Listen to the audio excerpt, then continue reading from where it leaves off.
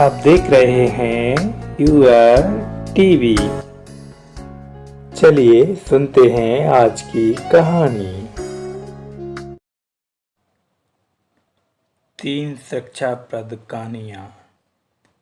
प्राणियों की सेवा कैसे। एक बार की बात है, एक विद्यालय में एक भाषण प्रतियोगिता का आयोजन किया गया। प्रतियोगिता का विषय था, हम प्राणियों की सेवा कैसे कर सकते हैं। विद्यालय में प्रतियोगिता शुरू हो गई।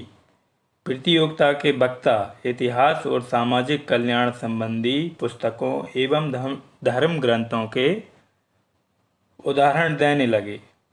वे महापुरुषों के प्रवचनों का निचोड़ प्रस्तुत करने बताने लगे कि प्राणियों की सेवा कैसे की जा सकती है।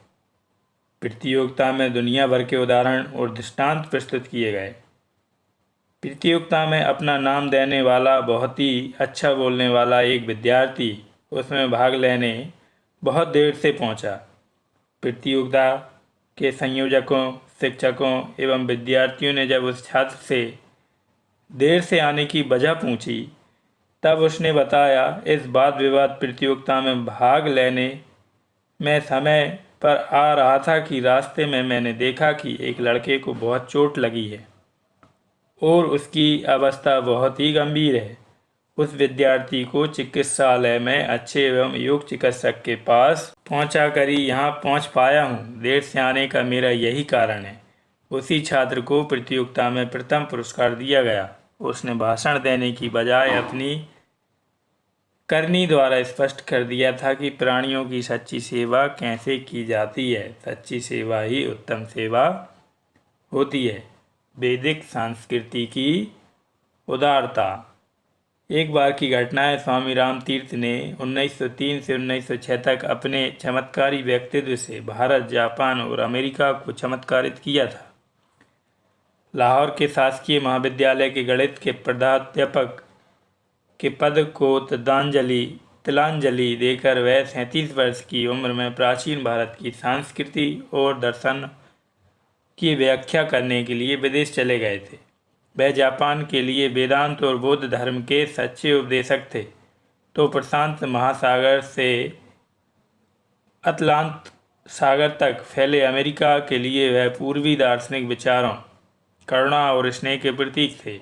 ऐसे महान विचारक रामतीर्थ जब बीए की परीक्षा की तैयारी कर रहे थे, तब उनके पास परीक्षा शुल्क के लिए पूरे पैसे नहीं थे। बहुत प्रयास करने पर भी 5 रुपये की कमी रह गई। जब रामतीर्थ उदार मुँह चंदू हलवाई की दुकान के सामने से निकले, तब चंदू हलवाई ने उन्हें बुलाया और उदासी का कारण पूछा।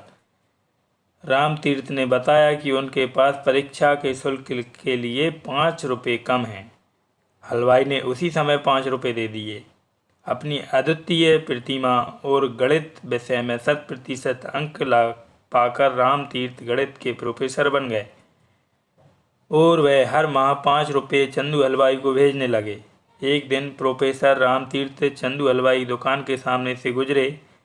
हलवाई ने बड़ी विनम्रता से पूछा, आप अब दूध पीने नहीं आते? आपके द्वारा मनी ऑर्डर से भेजे 35 रुपये मेरे पास जमा हो गए हैं। हर माह आपके 5 रुपये का मनी ऑर्डर आ रहा है। रामतीर्थ ने जवाब दिया, यह सब तो आपके उन 5 रुपयों के बदले में है। वे मुझे मौके पर ना मिलते तो मैं ऐसी स्थिति में नहीं पहुंचता। संभवतः इसी को वैदिक संस्कृति की सच्ची उदारता कहा जा सकता है। इस कहानी से हमें शिक्षा मिलती है कि किसी के काम आना ही इंसानियत की सबसे बड़ी पहचान होती है। गर्व ना कीजिए। यह घटना प्राचीन समय की है। देवताओं और दानवों का युद्ध चल रहा था। एक बार की लड़ाई में देवों ने दानवों को हरा दिया। इस पर देवता घमंड में भर गए। उन्होंने सोचा कि यह विजय हमारी है। ब्रह्म स्वरूप भगवान को ज्ञात हुआ कि देवताओं का अहंकार ठीक नहीं है। तेज का रूप धारण कर ब्रह्म देवताओं के सामने आए। ब्रह्मा ने पूछा, तुम कौन हो? अग्नि ने जवाब दिया, मैं अग्नि हूँ, गर्मी के रूप में सब पदार्थों को जलाने वाला। ब्रह्मा ने अग्नि से एक तिनका जलाने के लिए कहा। सारी ताकत लगाकर भी अग्नि तिनका न जला सके। फिर वायुदेव सामने आए। अपनी शक्ति का अनुमान उन्हें भी था। इस पृथ्वी पर जो कुछ भी है उसे वह उड़ा सकते हैं। ब्रह्मदेव ने उसे छोटे से एक तिनके को उड़ाने के लिए कहा।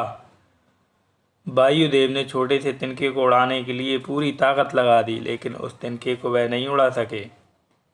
तब सब देवता एकत्रित होकर अपने राजा इंद्र के पास तेज स्वरूप ब्रह्म के पास पहुँचे। उस तेज के समीप जब इंद्र पहुँचा तब वह तेज स्वरूप ब्रह्म अंतर्ध्यान हो गए।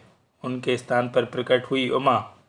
इंद्र ने पूछा, देवी वह तेज स्वरूप कौन था? देवी ने जवाब दिया, देवताओं के राजा इंद्र वह तेज ब्रह्म था।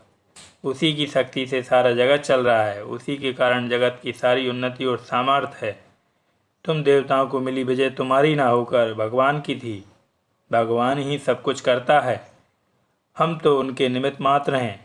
अपनी जीत को और स्थिति पर गर्व अभिमान न करो। घमंडी व्यक्ति को अपमान के सिवा और कुछ नहीं मिलता।